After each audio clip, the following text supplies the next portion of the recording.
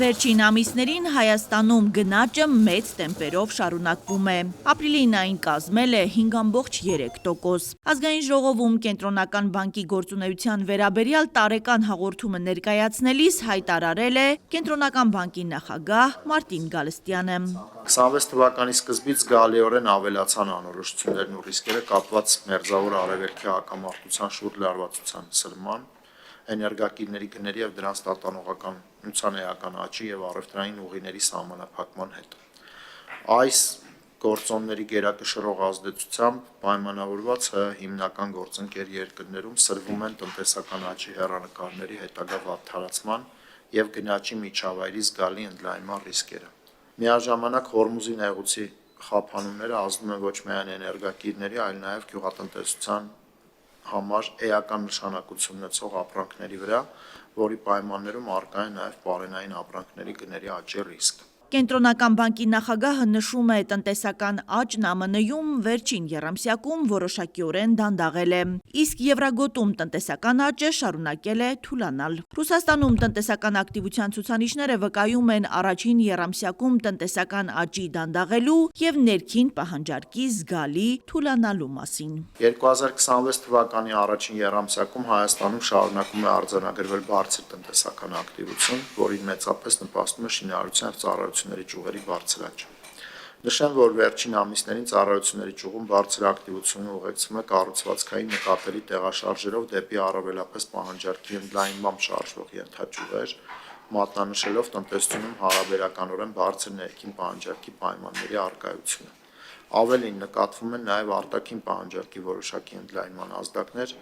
առավելապես արտահայտվելով մերձավոր արևելքում լարվածության պայմաններում դեպի ՀՀ զբոսաշրջային հոսքերի աճով։ 2026 թվականի համար տարբեր կազմակերպությունների և ֆինանսական շուկայի մասնակիցների կողմից Հայաստանի Հանրապետության տնտեսական աճը գնահատվում է 5-ից 5,5%-ի միջակայքում, թեպետ ըստ Կենտրոնական բանկի նախագահի ավելի բարձր աճի ազդակներ էլ կան։ Հատկանշական է նաև, որ արդեն մայիսին իրականացված հարցումների արդյունքում ֆինանսական շուկայի մասնակիցների կողմից 26 թվականի 12-ամսյա գնաճը գնահատվում է 4%-ի շրջակայքում, որը մեր թիրախից բարձր է, միջնաժամկետում նվազելով մինչև նպատակային ցուցանիշ։ Այստեղ որպեսզի ավելի մի քիչ պարզ լինի մեսիջը, հետևյալն է. մենք աշխարհից անմասն չենք կարող մնալ, այն գնաճային իրավիճակը, որը աշխարհում ստեղծվում է, բնականաբար ազդելու է նաև Հայաստանի վրա, ու Կենտրոնական բանկի հիմնական գործը այս պայծրությամբ լինելու է հասկանալ, թե գնաճը, որը որ մենք ունենք 5,3 ու ավելի վերև է գնալու, ինքը պայմանավորված է բացառապես առաջարկի գործոններով ու դրան կարելի է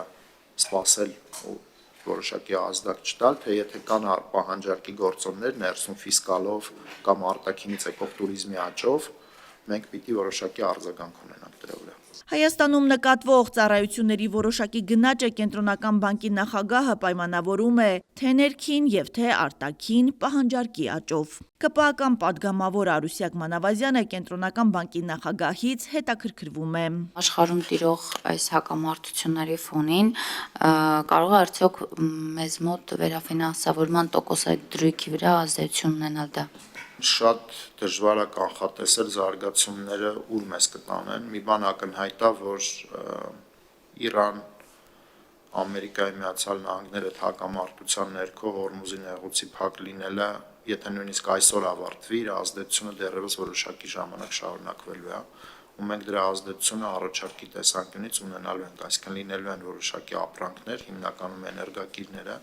որոնց գները գնալու է վերև։ Ազգային ժողովի ֆինանսավարկային և բյուջետային հարցերի մշտական հանձնաժողովում քննարկվեց նաև Կենտրոնական բանկի կողմից մշակված բանկերի վերակառուցման մասին նոր օրենքի նախագիծը։ Երբ որ ինչ-որ մի բանկի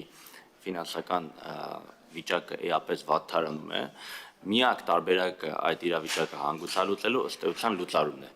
Այսինքն դա միակ սցենարն է։ Ինչով է դա խնդրահարույց, որ այդ պարագայում լուծարումը կարող է լինել շատ ծախսատար, երկարաժամկետ եւ ընդհանուր առմամբ հանրությանը վնասակար գործընթաց։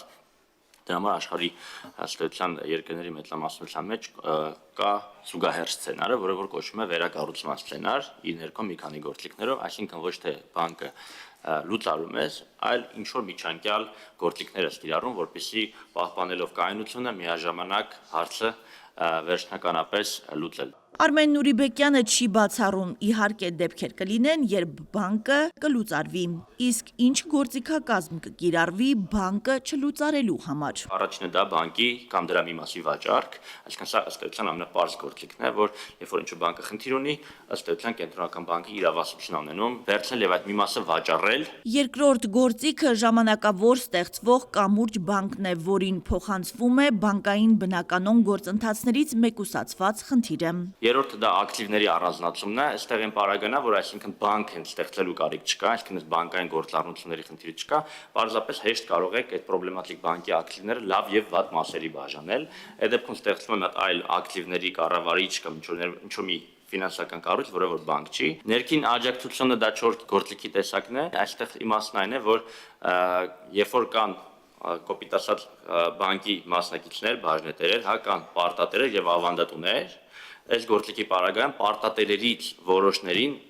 մենք սարքում ենք բանկի բաժնետեր։ Նախագիծը դրական եզրակացություն ստացավ։ Այն կընդգրկվի ազգային ժողովի առաջիկա նիստերի օրակարգում։ Հասմիկ Վարադյան, Արմալուր։